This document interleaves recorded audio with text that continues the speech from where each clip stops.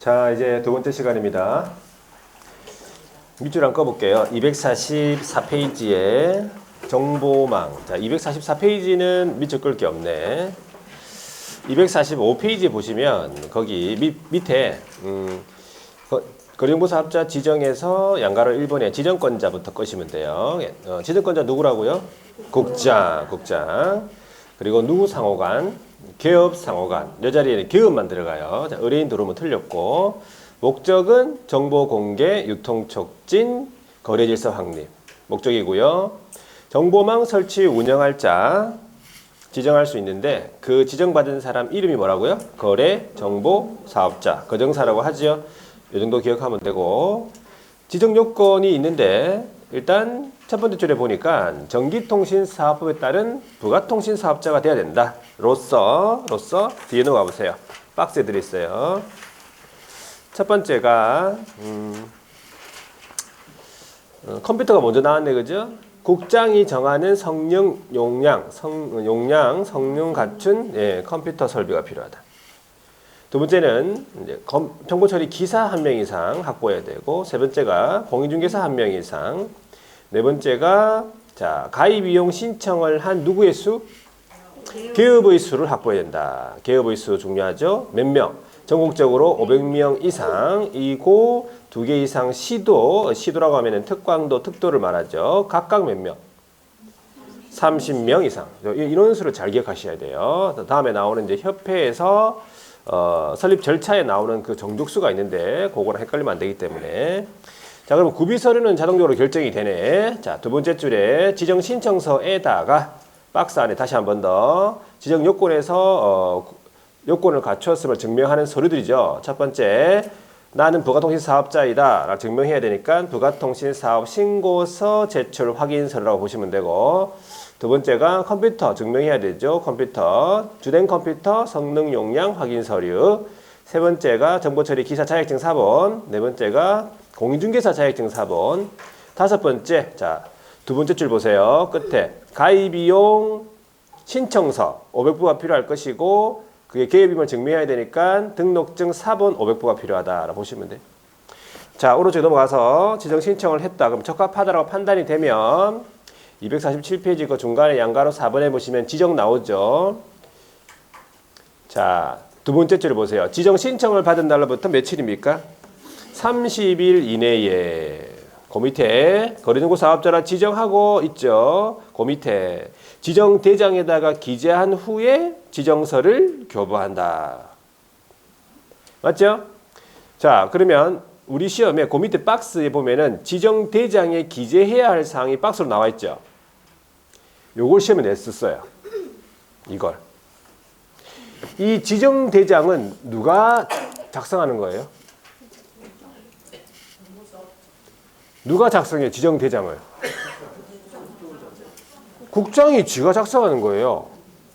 국장이 지가 작성하고 지가 알아야 될 내용을 우리한테 물어봤어요. 아닙니까?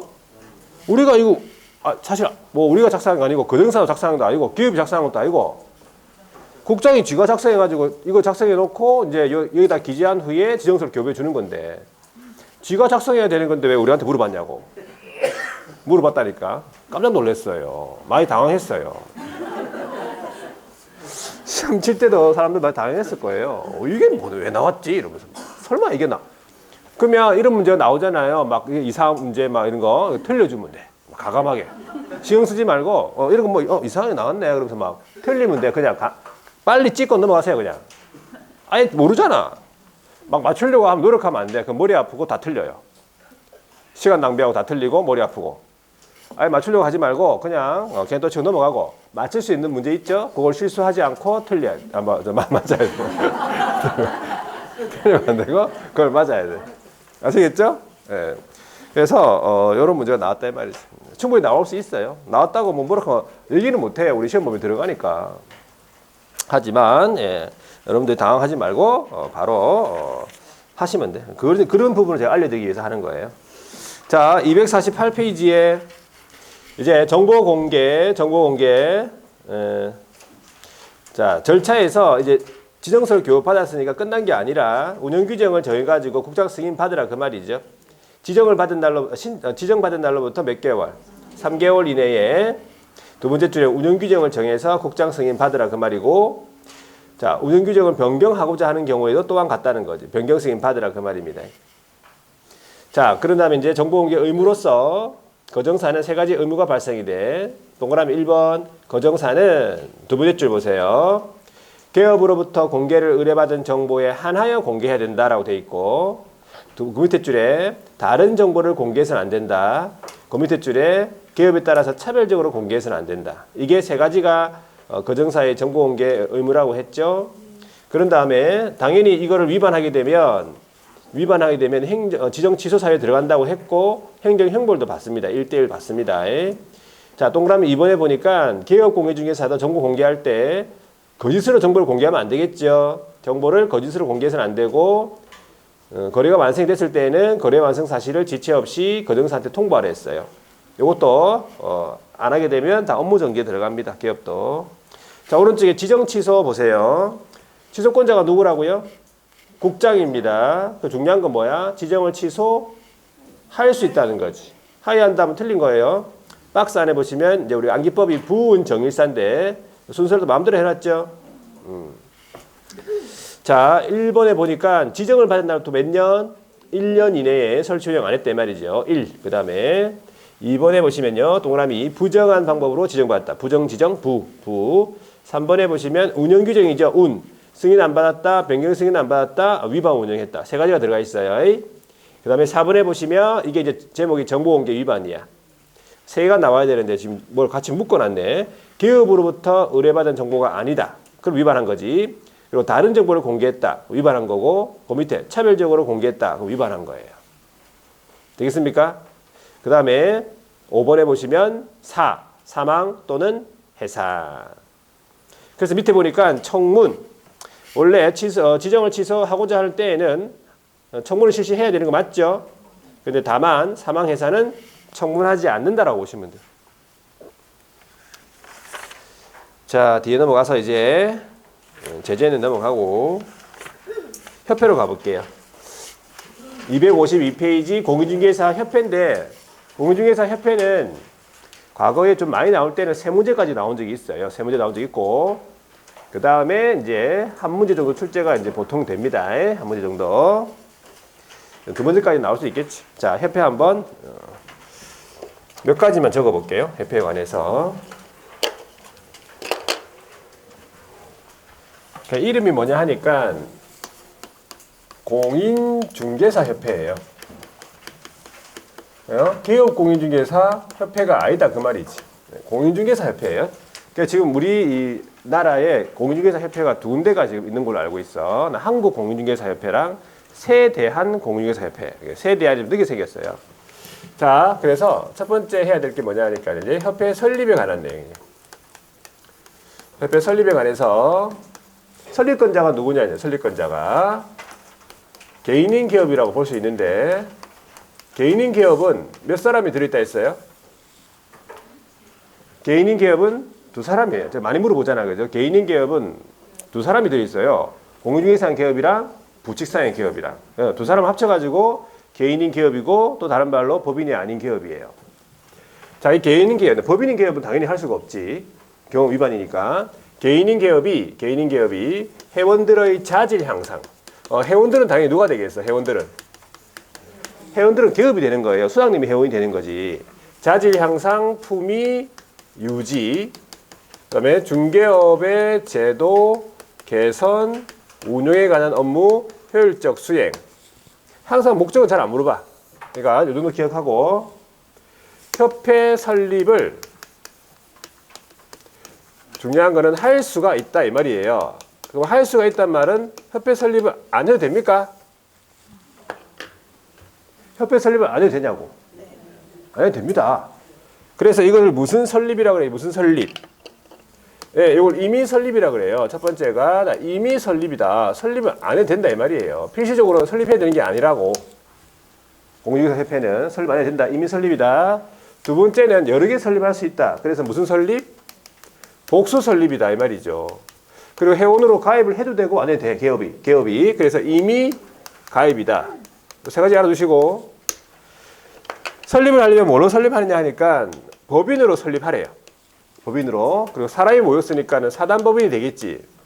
영리 목적이 아니기 때문에 비영리라고 보시면 돼요. 비영리. 그래서 합치면 비영리 사단법인으로 설립하는 거예요. 그래가지고 협회에 관해서 공인중개사법에 규정된 것 외에는 민법 중에서 사단법인에 관한 규정을 준용한다 했어요. 그것도 시험 문제인데 사단법인 대신에 뭐라 나오겠어? 재단법인이 나오겠지. 아니면 조합이 나오든지. 그거 시험 문제예요. 자, 그 다음에 두 번째가 설립 절차를 가볼게요. 최초에 뜻이 맞는 사람 모입니다. 그 사람들 이름을 발기인이라 불러. 자, 모여서 뭐 합니까? 밥을 먹겠지 뭐. 그 다음에 정관이라는 걸 작성해요. 정관이 규칙을 작성한다 이 말이죠. 쉽게 얘기하면 규칙 작성한다. 그 다음에 그 규칙에 대해서 정관에 대해서 총회를 개최해요. 그게 최초에 이제 총회가 창립총회일 거 아니에요. 창립총회를 개최해가지고 이제 그 정관에 대해서 이제 의결을 거치지. 그런 다음에 이제 국장한테 가가지고 설립에 관한 인가를 받아요. 그런 다음에 주된 사무소 소재지에 가가지고 등기소 가가지고 그 설립에 관한 등기를 함으로써 뭐가 되느냐 하니까 성립된다. 등기를 함으로써 이제 회사라든지 법인으로 성립이 되는 거예요. 회사 성립이 등기가 돼야 돼요, 원래. 회사도 마찬가지. 성립이 되려면은 등기를 해야 돼요. 뭐 설립에 관한. 그리고 인가를 받아서 설립이 된다는 얘기지. 그런데 우리 시험 문제에 이제 물어본 적이 있죠, 또. 국장의 인가를 받음으로써 성립한다. 틀린 거라고. 인가를 받음으로써 설립되고 설립에 관한 등기를 해야 성립한다고. 절차 첫 번째. 그럼 발기인이 몇 명이 모여야 되느냐? 몇 명? 300명 정도 모여줘야죠. 300명 이상. 모입니다. 정관 작성했죠. 서명 날인 다음에 창립총회 의결 거치는데 여기서 몇 명 출석해야 되느냐? 회원이 몇 명? 총 600명 이상이 출석이 돼야 돼요. 자, 요 600명 안에서 우리 서울에서는 좀 많습니까? 사람이 좀 많이 있잖아. 사무소가 많이 있죠. 서울에서는 몇 명이 출석해야 되냐면 100명 이상이 출석해야 돼요. 그 나머지 광역시, 도, 특도 있죠. 여기에서 각각 몇 명이냐 하니까 20명 이상이 출석이 돼야 된다. 이게 아까 했던 정보망에서 했던 500명에다가 2개 이상 시도에 30명 요거랑 헷갈린다고. 각각 물어볼 문제 나왔어요. 각각. 자, 그래서 이런 인원수 정족수 같은 것들은 반드시 요거는 무조건 기억하고 있어야 돼. 요거는 안 나오든 간에 무조건 알고 있어야 돼. 자, 이제 조직으로 가볼게요. 조직. 주된 사무소, 협회의 주된 사무소는 반드시 있어야 돼요. 근데 서울에 두어야 한다는 거는 오래전에 삭제가 됐고 지금 서울에 다 있긴 있어요. 근데 그 산하조직으로서 협회가 정관이 정하는 바에 따라서예요. 요거 이 부분 잘 보셔야 돼요. 정관이 정하는 바에 따라서 첫 번째가 시도 단위로 지부라는 거, 그 다음에 두 번째 시군구 단위로 지회라는 거를 둘 수 있다는 얘기예요. 둘 수 있다. 둘 수 있다는 소리는 이 지부 지회를 안 둬도 되는 거예요. 그러니까 임의 조직이지. 임의 조직. 주된 사무소가 있으면 돼. 근데 그 산하 조직으로서 지부 지회라는 걸 둘 수 있다는 거. 첫 번째 나올 수 있는 지문이 여기에 두어야 한다 그러면 틀린 거라고. 다 맞게 해놓고 두어야 한다 그러면 틀린 거라고. 지부는 둘 수 있으나 지회는 두어야 한다. 그럼 그것도 틀린 거라고. 둘 중에 하나가 틀리면 틀린 거잖아요. 자, 그리고 또 다르게 되는 게 서로 바꿔서. 시도 단위로 지회를, 시군구 단위로 지부를. 그건 틀린 거잖아요. 바꿔서 되겠죠? 그 다음에 지부를 설치한 때에는 어디다가 신고하느냐 하니까 여기 시도 단위로니까 시도지사에 신고한다. 지부를 설치한 때에는 시도지사 신고예요. 지회를 설치한 때에는 등록관청 신고. 여기까지 알아두시면 돼요. 여기까지. 그러면 울산에는 지부가 몇 개예요? 울산에는 지부가 몇 개다? 지부가 한 개예요. 시도 단위라면 시도 단위. 울산에 1개, 부산에 1개, 서울에 1개. 맞죠? 그럼 울산 지부장하고 울산시장하고 같은 레벨이에요. 맞잖아요. 울산에 있는 중개사무소를 대표하는 사람이 울산시, 울산 지부장이잖아요. 맞죠? 네. 같은 급이에요. 중개업을 하다가 좀 상황이 여의치 않으면 여기로 가세요. 지회장 갔다가 시군구 단위로, 지부장 갔다가 협회장으로. 네. 선거를 해가지고 하면 돼. 자, 그 다음에 네 번째는 여러 가지 이제 업무가 있어요. 고유 업무도 있고 수탁 업무도 있는데 그 고유 업무 중에서 공제 사업이라는 게 있어요. 공제 들어봤죠? 공제. 자, 협회가 공제 사업을 하는 목적은 개업 공인중개사에 대한 손해배상 책임을 보장하기 위한 차원이라고 보시면 돼요. 공제 사업이라는 거를 해야 될 의무가 있는 게 아니고 이것도 마찬가지 할 수 있어요.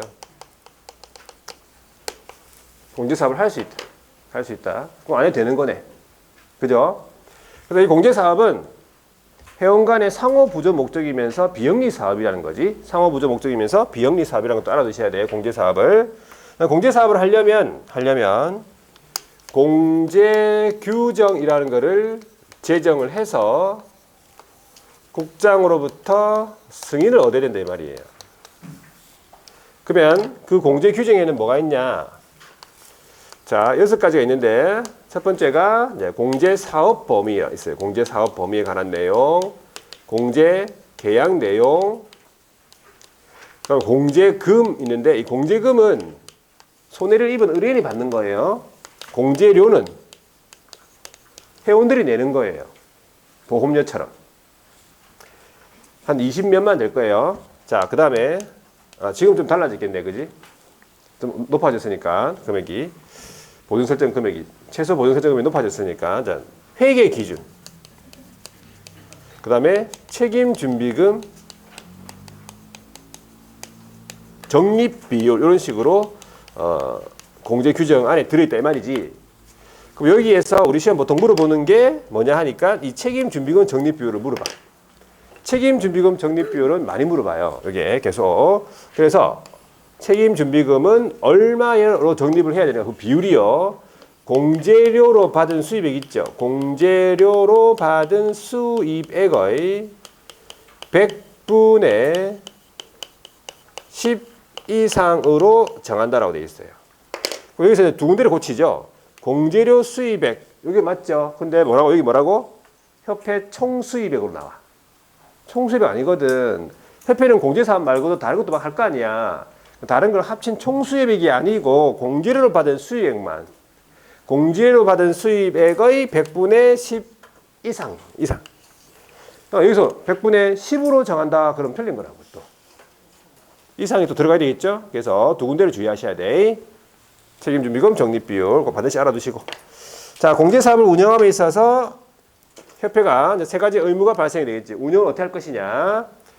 다른 회계 있죠. 다른 사업의 회계와 다른 회계와 구분해서 이 공제사업의 회계를 별도의 회계로 관리를 해야 된다. 별도 회계 관리. 두 번째는 책임준비금. 요거는 어떤 용도로 사용돼야 됩니까? 공제금을 지급하는 데 사용해야 되겠죠. 근데 책임준비금을 다른 용도로 사용하고 싶다. 그러면 어떻게? 국토교통부 장관 승인을 얻으라 이 말이에요. 그럼 세 번째가 공제사업에 대한 운용 실적이 있겠습니까? 운용 실적을 공시를 해야 돼요. 언제까지? 매 회계 연도 종료 후 몇 개월? 3개월 이내에 자, 어디에다가 일간신문, 첫 번째는 일간신문 또는 협회신문, 협회보. 일간신문 또는 협회보의 공시. 플러스하고 두 번째 홈페이지 있죠? 인터넷 홈페이지에 게시. 이렇게 되어 있어요. 그래가지고 이 운용 실적을 공시하지 않았죠? 그러면 이제 과태료, 500만 원의 과태료예요. 과태료랑 연결되기 때문에 이거 다 알고 있어야 돼요. 이것도 뭐 3개월, 2개월, 1개월 바꿀 수도 있겠죠. 네, 하여튼 이런 거 다 시험 주면 이제 나올 수 있기 때문에 알아두시면 돼. 자, 여기까지 보고 나머지는 이제 책을 보면서 간단하게 밑줄 꺼볼게요. 자, 252페이지에 협회 양가로 1번 설립 목적부터 나오죠. 자, 거기 보시면은 기업 공인중개사인 공인중개사 이게 누구냐니까는 공인중개사인 기업이다 이 말이에요. 그리고 괄호 안에 보시면 부칙이 있습니까? 그러니까 요 두 사람을 합쳐가지고 개인인 기업이다, 법인이 아닌 기업이다 이렇게 되는 거지. 그래서 목적이 뭐냐 보니까 자질 향상이다, 품위 유지다, 제도 개선, 운영에 관한 업무 효율적 수행이다. 이게 목적인 거예요. 협회를 설립을 할 수 있습니까? 할 수가 있잖아요. 해야 될 의무가 없다. 그래 보시면 되고. 성격 보세요. 두 번째 줄에 보니까 비영리 사단법. 그러니까 첫 번째 줄에 법인으로 설립을 하는데 구체적으로 영리 목적이 아니라 비영리 사회단체 내 사단법인이다.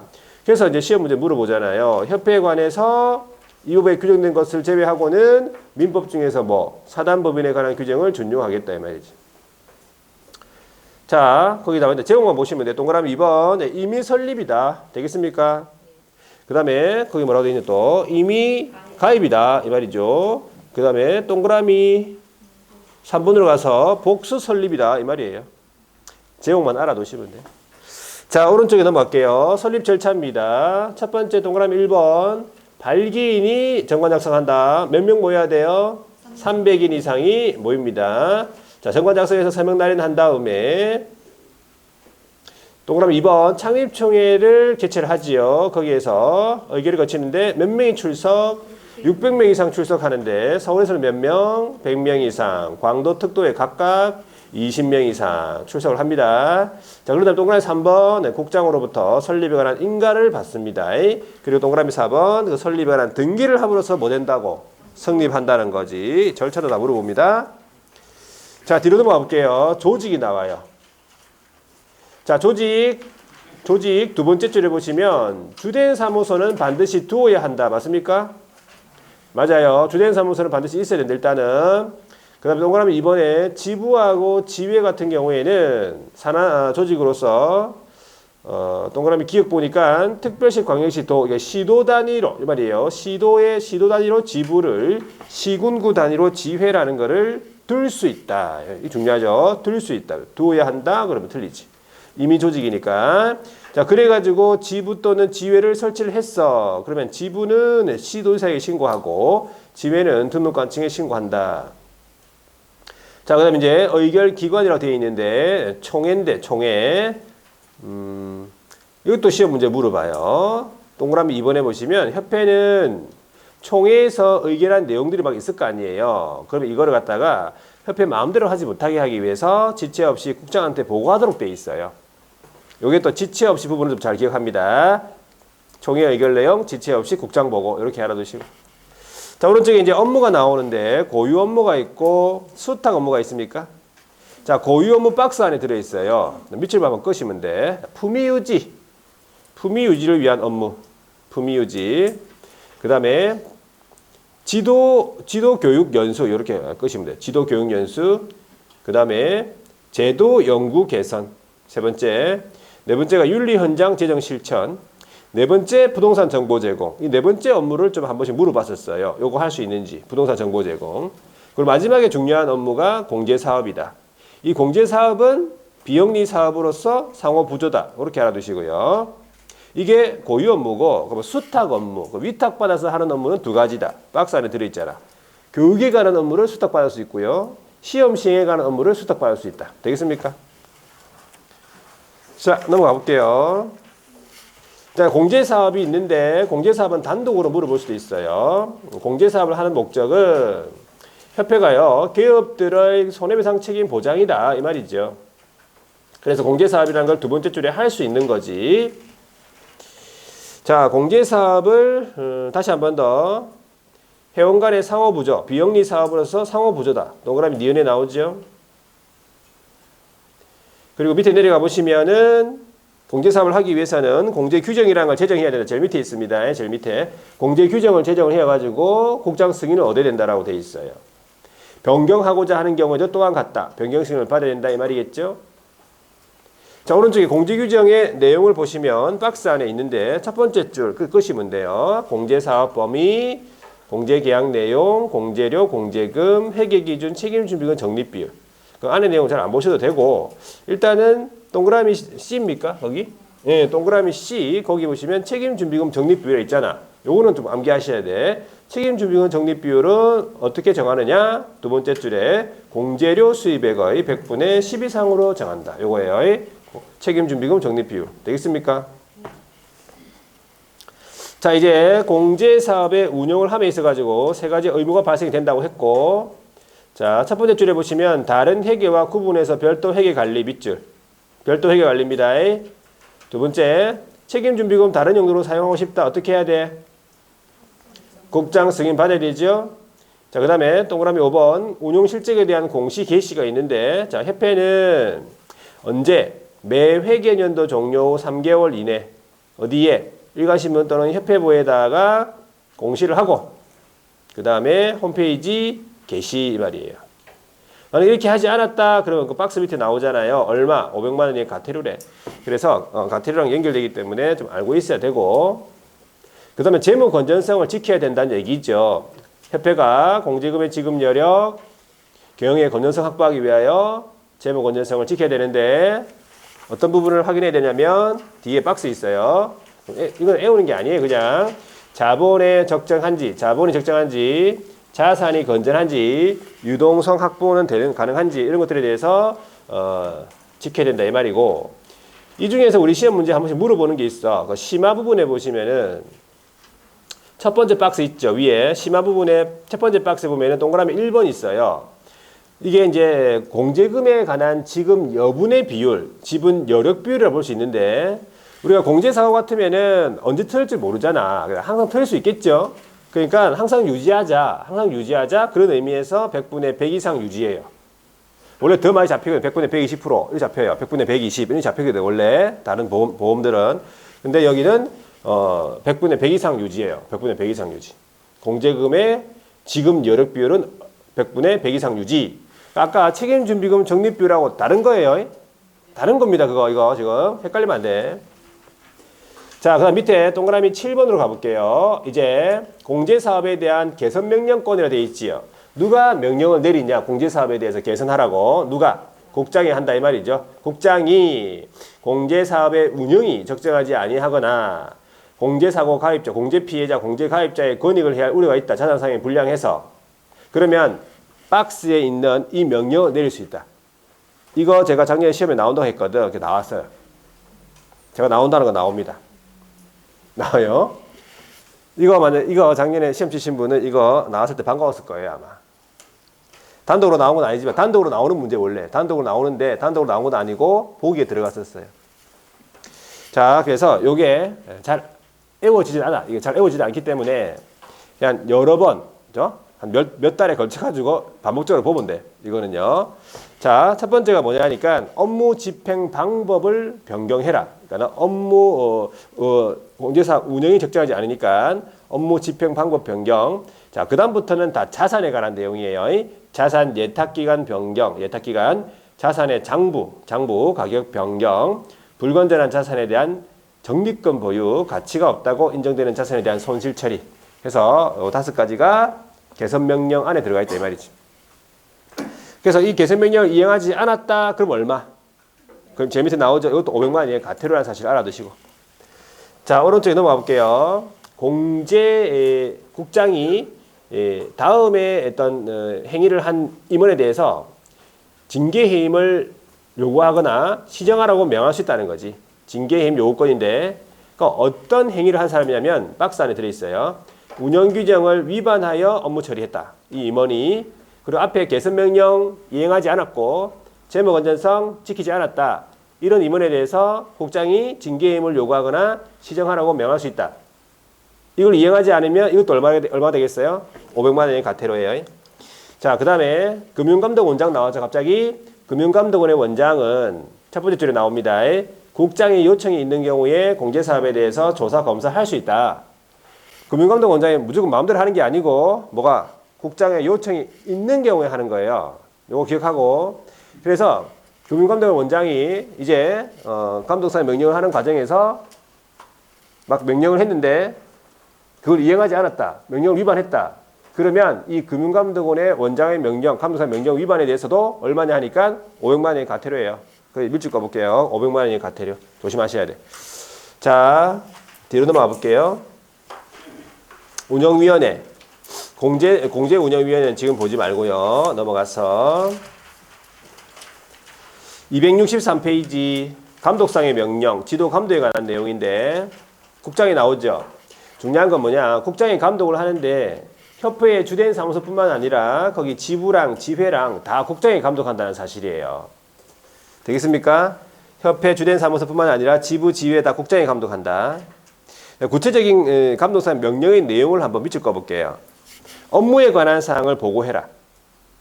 업무사항 보고해요. 그 다음에 자료 제출해라. 아니면 그 밖에 필요한 명령하고요. 동그라미 2번에 보시면 이것도 위반하게 되면 500만 원의 과태료가 돼 있죠. 그 다음에 소속 공무원을 그 협회에다가 출입시켜.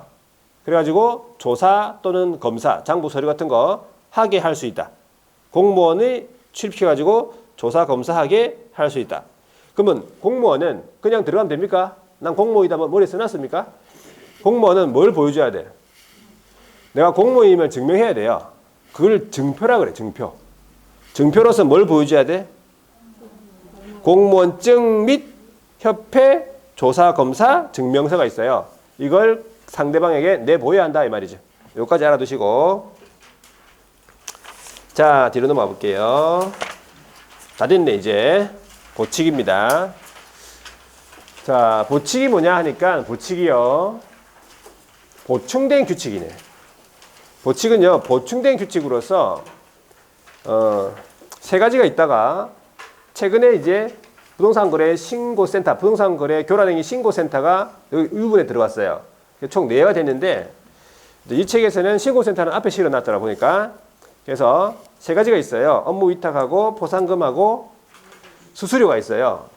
포상금은 거의 단독으로 시험에 물어보는 편이고 수수료도 최근에 이제 한 번 또 나온 적이 있어요. 단독으로. 업무 위탁도 보기에 막 들어가고 그래요. 결과적으로 다 나온다는 소리지. 되겠죠? 다 해야 된다 이 말이에요. 자 넘겨보세요. 업무 위탁은 바로 볼게요. 업무 위탁은 업무를 맡기겠다는 얘기겠죠? 자 누가 맡길 수 있느냐? 누가 맡길 수 있느냐? 세 사람이에요. 국장, 시도지사, 등록관청. 밑줄 꺼볼게요. 등록관청도 위탁권자에 포함되어 있다. 위탁자에 포함되어 있다. 자, 업무의 일부에 대해서 업무를 위탁할 수가 있는데 지금 현재 어떤 업무를 위탁을 주고 있냐면 두 가지 업무를 위탁을 주고 있어요. 첫 번째가 교육에 관한 업무다. 실무교육, 직무교육, 연수교육 들어봤죠? 이 교육에 관한 업무를 위탁을 주는 사람이 누구냐? 세 사람 중에서 동그라미 니은에 보시면 시도지사예요. 우리가 교육했잖아요. 교육은 웬만하면 실질권자가 누굽니까? 시도지사가 다 들어가 있죠. 그러니까 시도지사가 교육에 관한 업무를 위탁을 주는 사람이에요. 주어가 바뀌면 안 돼. 시도지사가 교육에 관한 업무를 위탁을 할 수 있다는 거지. 그러면 어디에다가 위탁을 줄 수 있냐 하니까 수탁받을 수 있는 기관. 수탁기관으로 보면은 박스 안에 들어있잖아. A. 협회. B.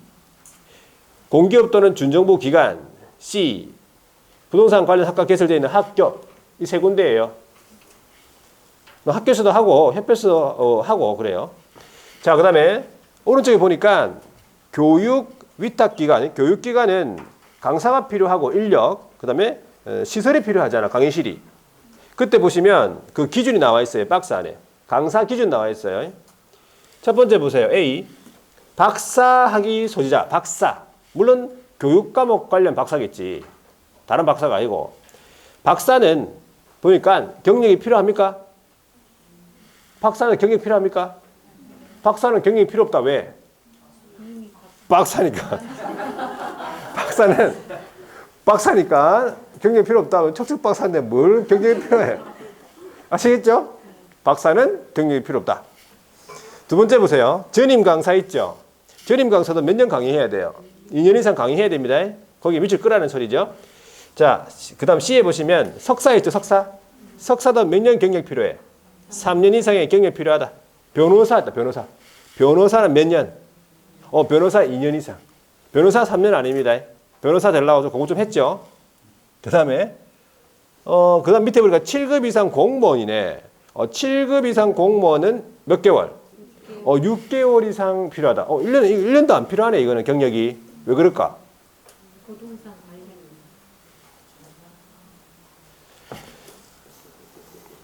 공무원 되려고 5년 동안 공부했잖아요. 인정해 주겠다는 얘기지. 되겠습니까? 그렇게 생각해 너무 깊이 들어가지 마세요. 자, 7급 이상 공무원은 6개월 이상만 하면 되고, 이제 나머지 공인중개사, 감정평가, 주택관리, 건축사, 회계사, 세무사, 법무사 다 몇 년? 3년 이상 필요하다. 이 정도 보고, 강의실이 필요합니다. 면적이 필요하네. 50제곱미터 이상의 강의실 1개소 이상. 되겠죠? 자, 이제 시험 시행에 관한 업무 위탁은 누가 주느냐? 주어가 틀리잖아요. 보세요. 시도의사가 아니에요. 누굽니까? 시험 시행 기관장이잖아요. 시험 시행 기관장 안에는 두 사람이 있습니다. 누가 있어요? 국장이 있고 시도의사가 있어요. 그걸 알아두셔야 돼. 그래서 시험 시행 기관장이 시험에 시행하는 업무를 위탁할 수가 있다. 어디에다가 위탁을 주느냐 보니까 공기업하고 준정부 기관하고 협회라고 돼 있잖아요. 그럼 한 군데는 빠졌네. 어디? 학교는 빠졌네. 학교에서는 시험에 관한 업무를 위탁받을 수 없다. 왜?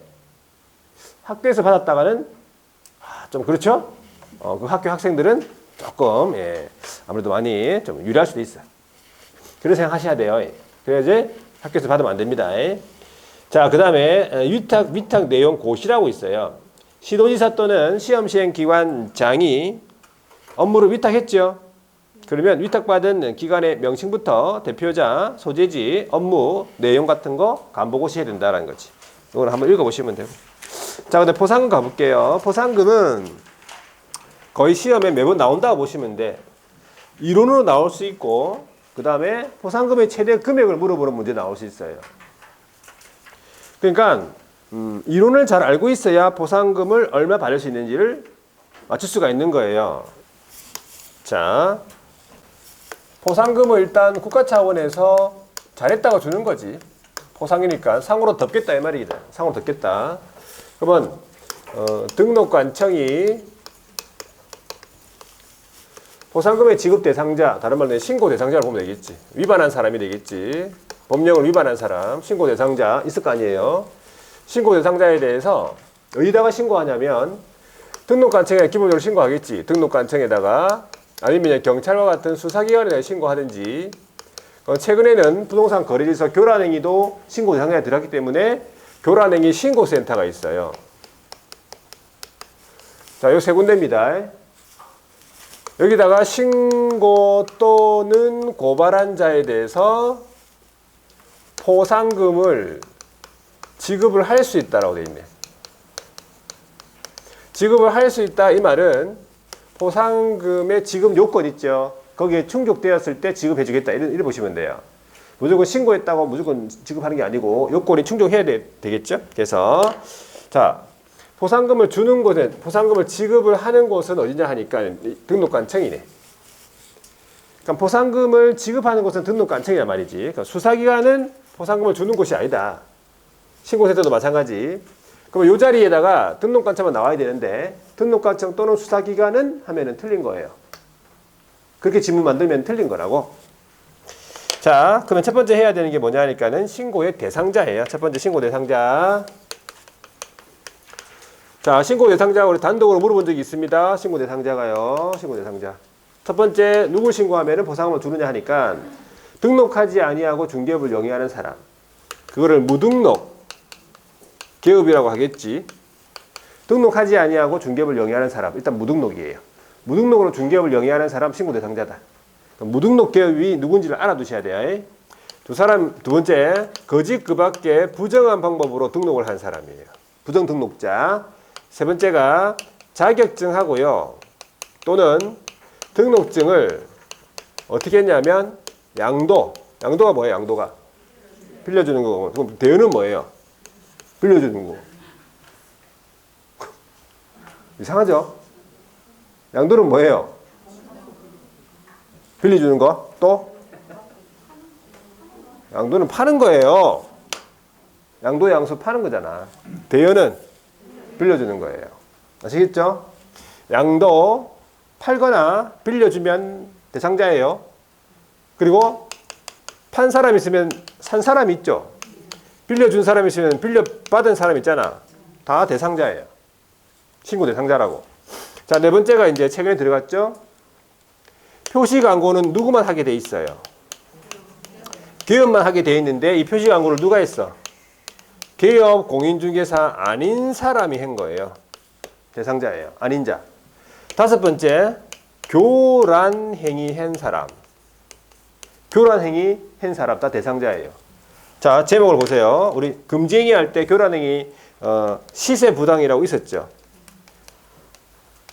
부당한 이익을 얻거나 제3자의 부당한 이익을 얻게 할 목적으로 거짓으로 거래가 완료된 것처럼 꾸며가지고 시세에 부당 영향을 주거나 줄 우려. 뭘 또 뭐예요? 기본으로 하는 거지 그거는. 시세 부당이잖아 그게. 교란행위. 그다음 하나 더 있잖아 뭐 중개제한. 단체를 구성해서 특정 누세요 중개 제한하거나 단체 구성의 여자 중개 제한하는 거, 공동 중개 제한하는 거, 중개 제한 요거.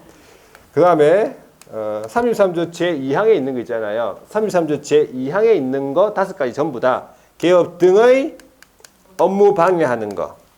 일반인들이 하는 금지 행위 있잖아요. 교란 행위. 요거 전부 다 대상자예요. 그 일반인들 다 그거 행위하면 다 신고 대상자예요. 신고 대상자가 좀 늘어났지. 원래 이 세 개밖에 없었거든. 4번, 5번이 늘어난 거예요. 그러면서 이제 교란이가 신고센터가 들어간 거잖아. 자, 그래가지고 일단 이 대상자가 아니면 신고해봐야 포상금 안 줍니다. 그죠? 여기 없는 거. 자, 예를 들어 이중 등록했다. 이중 소속했다. 이게 없잖아. 이중 등록한 사람, 이중 소속한 사람 신고해봐야 포상금 안 준다고. 여기 없으니까. 대상자가 아니니까. 되겠죠? 자, 두 번째. 자, 두 번째가 뭐냐니까 포상 금액.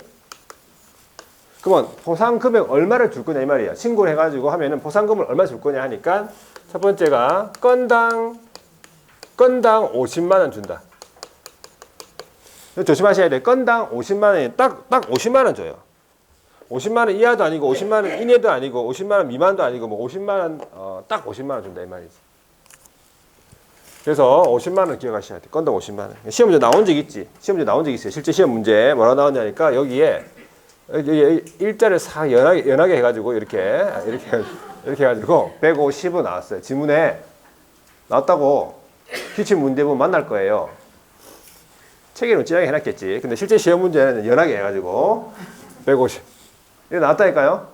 눈을 크게 뜨고 봐야 돼요. 문제를 볼 때. 눈 다 뜬 거예요? 눈을 자 조심하세요. 눈을 크게 뜨고 봐야 돼. 아시겠죠? 글자가 작으면 눈을 크게 뜨고 보세요.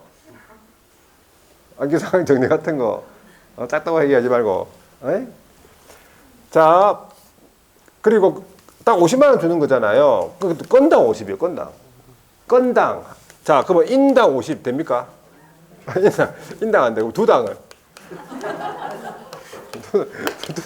두 당이나 인당이나 똑같은 말이지. 두 당 50. 설마 이런 얘기 있나 그죠? 문제 풀다가 웃기가지고 문제 못 풀겠다. 두 당 50은 아닙니다. 두 당 50. 건당 50. 자, 이런 거 다 시험 문제 낸다는 얘기예요. 하나하나 다. 그래가지고 포상금의 지급에 소요되는 비용이 50만 원이잖아. 이 50만 원 중에서 그 일부를 국고에서 보조가 가능하다는 거지. 국고 보조.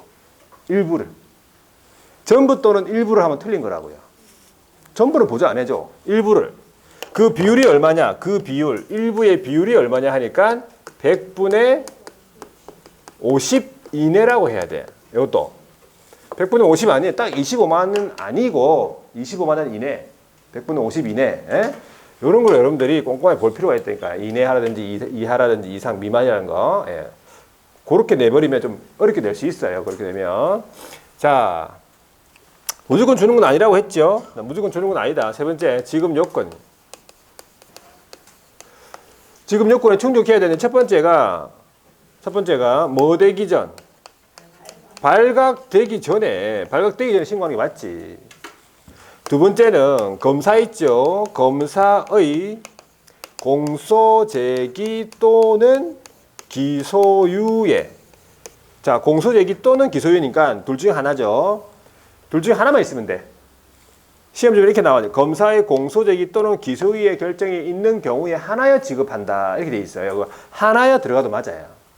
둘 중에 하나만 있으면 되니까. 검사의 공소 제기 기소유예 있으면 돼요. 판사의 판단은 관계없다는 얘기예요. 공소 제기가 되면 형사 재판이 진행되면서 판사가 판단할 거 아니에요. 유죄인지 무죄인지. 판사가 무죄 판결을 내려버렸다. 그럴 수 있잖아요. 그러면 받습니까? 받아요. 검사가 공소제기를 했기 때문에 판사의 판단은 관계없다. 조심하셔야 돼요. 무죄 판결 받았으니까 못 받네? 그렇게 할 수도 있어. 조심하셔야 돼요. 공소제기 아니면 기소유예. 공소제기 안 하고 기소유예만 해도 받습니다. 소제기를 유예하는 거지. 그런데 이거 말고 기소중지. 기소중지는 보통 사람을 못 찾았어요. 못 찾았는데 오래 좀 지났다. 그럼 기소중지가 돼버려요. 사람 못 찾았고 기소중지 아니면 무혐의 처분했다. 그건 못 받는 거예요. 그거는 처음부터 무혐의 처분했다 못 받는 거예요. 자, 그 다음에 네 번째가요. 지급의 절차인데 일단은 포상금 지급 신청서를 누구한테 제출해요? 등록관청에 제출하지. 등록관청이 주는 곳이니까. 그러면 일단은 신청을 해. 지급 신청서를 제출해요. 그러면 이제 등록관청이 수사기관의 처분 내용을 조회를 해. 조회 결과 지급에 관한 결정을 했죠. 그러면 이 결정일로부터 몇 월 이내에 1월 이내에 지급하도록 되어 있어요. 자, 여기서 이제 1월도 중요하죠. 1월 이내. 이걸 2월로 하면 틀리겠지. 결정일이에요. 지급 결정일에는 신청일이 아니고 신청일로부터 1개월 하면 틀렸어요. 이런 절차도 우리 시험 다 답으로 물어봤어. 답으로 냈습니다. 자, 마지막에 다섯 번째가 포상금의 지급 방법입니까? 포상금의 지급 방법이에요. 첫 번째가 무슨 신고냐 하니까 공동신고에. 공동신고가 무슨 신고예요? 공동신고가 무슨 신고예요? 공동신고는 같이 신고한 거예요. 친구랑 같이 신고한 거지. 왜? 아무래도 혼자 신고하면 그죠? 무서워요. 내가 50만 원 딱 받고 다른 사람 교도소 보내는 일인데 콩밥을 미기는 일인데 그러면 50만 원 받고 콩밥 미기고 나는 잠 못 자고 막 그래요. 밤에 못 돌아다니고. 그러니까 무서우니까 친구랑 같이. 아무래도 뭐 친구랑 같이 신고하면 친구랑 같이 뭐 칼 맞고 이러면 좀 서로 위안도 되고 아니면 친구 맞을 때 막 도망가고 막 이런 식으로. 그래서 공동 신고한다 이 말이에요. 친구랑 같이. 친구랑 같이 신고한다 그러면 보통 이제 원칙은 뭐라고 되어 있어요? 원칙은 균등 배분이겠지. 균등하게 배분해. 균등 배분일 거 아니에요. 균등 배분은 실제가 뭐예요? 균등 배분은 반반이에요. 반반하면 뭐가 생각나? 치킨이 생각나죠. 치킨. 양념 반, 프라이드 반. 그래가지고 작년에 여기 우리 수강생 중에 한 분이 가마치 통닭이라고 있어요. 그거를 싹 시켜가지고 몇십 마리, 20마리인가 몇십 마리인가 먹었잖아. 여기서 반반 치킨. 예. 그분은 일단 어떻게 했는지 모르겠다. 지금 어떻게 했는지 모르겠다는 치킨을 주시고 그냥 사라졌어요. 치킨을 주시고 공부를 좀 하시다가 1차 반으로 좀 1차 집중반으로 가셨다가 그다음 어떻게 했는지 모르겠다. 결과는 치킨만 남겨두고 떠나가셨어요. 열심히 하셨는데 올해는 지금 안 보이시네요. 지금 1차로 합격했겠지 뭐. 그죠? 자, 하여튼 반반이다 이 말이지. 반반. 25만 원씩이다 이 말이에요. 25만 원씩. 그런데 예외적으로 배분 방법에 관해서 합의를 했다. 어? 내가 발견했고 내가 신고하자 했으니까 나는 40만 원, 너는 10만 원. 꺼지라 그러겠죠? 그러면 이제 그렇게 합의를 하잖아. 합의를 하자 그러면 합의했잖아요. 그러면 합의된 방법에 따라 지급합니다. 합의된 방법이 우서이다 이 말이지. 알아두셔야 돼요. 배분 방법에 관해서 합의 없이 이 말이 나와서 시험 지문에 그러면 균등 배분이라는 소리예요. 자, 모의고사 때 이런 거 나와. 모의고사 때 배분 방법을 7대 3의 비율로 합의했다. 그러니까 7대 3? 그러면서 계산기를 꺼내가지고 어떻게 뜰지도 몰라. 이거 어떻게 하지? 7대 3으로 계산기를 뜯을지도 모른다니까. 당황하지 마세요. 이거 미리 알려드리는 거야. 혹시 당황할까봐. 50만 원을 7대 3의 비율로 배분했다. 그러면 곱하기만 하면 돼. 5, 7, 35. 5, 3, 15. 35만 원하고 15만 원. 아시겠죠? 이거 적을 때 눈이 막 흔들리는 사람 있었어, 지금. 저 어떻게 하지? 그러면서. 시험 칠 때, 여러분들, 이거 모의고사 나와, 모의고사 때. 실제 문제에서 안 나왔었어요. 그러니까 조심하셔야 돼. 혹시 이거 당황할까봐. 미리 계산기 꺼내가지고 두드리지도 못해, 이거는. 방법을 몰라가지고. 자. 합의된 방법. 자, 이제 한 가지 남았네. 복수신고입니까? 자, 복수신고는 뭐냐면, 복수신고는 니도 신고하고, 나도 신고하고, 쟤도 신고하고, 다 신고한 거예요. 다른 사람이 신고한 사실을 뭐, 모르고 그냥 막 다 신고한 거예요. 이래 된 거야. 내일 우리 같이, 친구랑 같이, 내일 신고하러 같이 가자 해놓고, 가서 먼저 신고하라는 거예요. 어?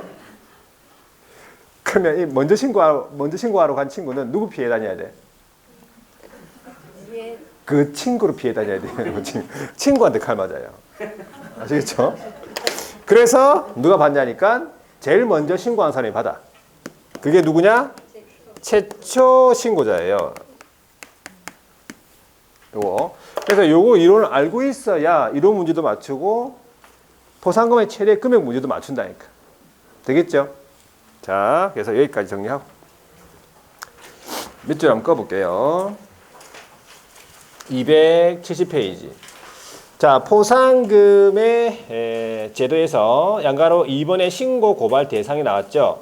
등록관청이 다음에 어느 한에 해당하는 사람, 해당하는 자에 대해서 등록관청 수사기관 교란행위 신고센터에다가 신고 또는 고발한 자에 대해서 포상금 지급을 할 수 있다는 거.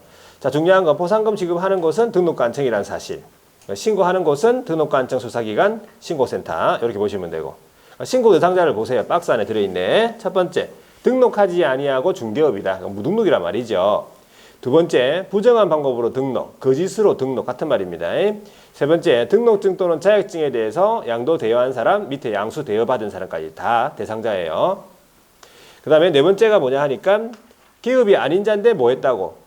표시 광고했다 그 말이에요. 자, 5번 6번이 최근에 들어갔죠. 거기에 시세 조작이라고 나오지. 우리는 제가 잘못 붙인 건 시세 부당이라고 알아두시면 돼요. 시세 부당. 그 다음에 카르텔 단합 뭐 이런 거 있죠. 이것이 단체 구성이니까 중개 제한이라고 보시면 돼요. 제목이요. 교란 행위죠. 전부 다. 그럼 6번도 마찬가지. 두 번째 줄에 보시면 개업 등의 업무 방해하는 거 있죠. 33조 제2항에 들어있는 거 전부 다 일반한테 적용되는 금지행위에서 교란 행위 전부 신고 대상자입니다. 그래서 얼마를 주느냐 하니까 한 건당 50만 원을 준다고 했고 그 밑에 보시면 지급에 소요되는 비용은 국고에서 일부를 보조할 수 있다고 했어. 그 비율이 얼마냐 보니까 100분의 50 이내라는 거지. 자, 오른쪽에 보니까 포상금의 지급 요건이 첫 번째 줄에 끝에 보시면요. 발각되기 전에 일단 신고해야 됩니다. 그런 다음 세 번째 줄에 보세요. 세 번째 줄에 검사의 공소제기 또는 기소유예 결정을 한 경우에 하나여 지급한다.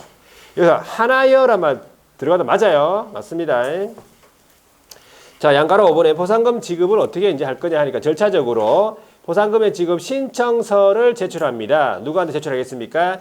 등록관청에 제출하겠죠. 시정서를 제출합니다. 그리고 뒤에 넘어가 볼게요.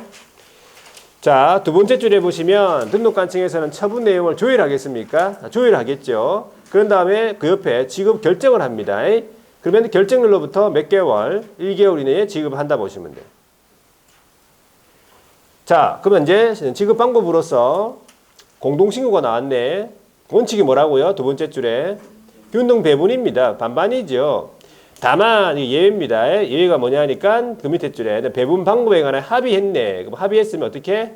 그 밑에 줄에 합의된 방법에 따라 지급하겠다는 얘기죠. 4번에 보세요. 중복신고에 복수신고입니까? 복수신고면 누가 받아? 최초 신고자가 받는다 이 말이죠. 자, 이제 한 장 넘겨보세요. 수수료인데 수수료는 두 가지만 아시면 돼. 수수료의 부과 사유랑 수수료의 부과 기준 두 가지만 아시면 되는데, 자, 거기 보시면 제목이 첫 번째 큰 1번 제목이요. 지자체 조례가 정하는 수수료. 이게 원칙이에요. 지자체 조례가 정하는 수수료가 원칙이다. 자, 그래서 어떤 경우에 수수료 내야 되는가 밑줄 꺼볼게요. 간단하게 박스 안에 보시면 자격 시험 응시 이렇게 시험 응시 요 원수적 수비 내야 되겠죠. 시험 응시. 그 다음에 자격증 재교부. 그 다음에 등록 신청, 개설 등록 신청. 그 다음에 등록증 재교부. 그 다음에 분사무소 설치 신고. 신고 확인서 재교부. 6가지입니다. 자, 휴업이다, 폐업 같으면은 휴업 신고나 폐업 신고할 때 수수료 냅니까? 안 내죠. 안 그래도 막 일이 안 돼가지고 폐업하려고 하는데만 따라와가지고 수수료 내라고 막 하면 곤란하다, 진짜. 자, 기타 기준 수수료는 양가로 1번에 국장이 시험을 시행한다고 돼 있죠. 그러면 두 번째 줄에 국장이 결정 공고하는 수수료. 양가로 2번에 업무 위탁이다 그러면요. 두 번째 줄에 위탁받은 자가 위탁한 자의 승인을 얻어서 결정 공고하는 수수료예요. 이 정도 알아두시면 돼요. 됐고. 자, 그러면 이제 지도감독인데 278페이지 여기서부터는 282페이지부터는 조금 쉬었다 보도록 하겠습니다.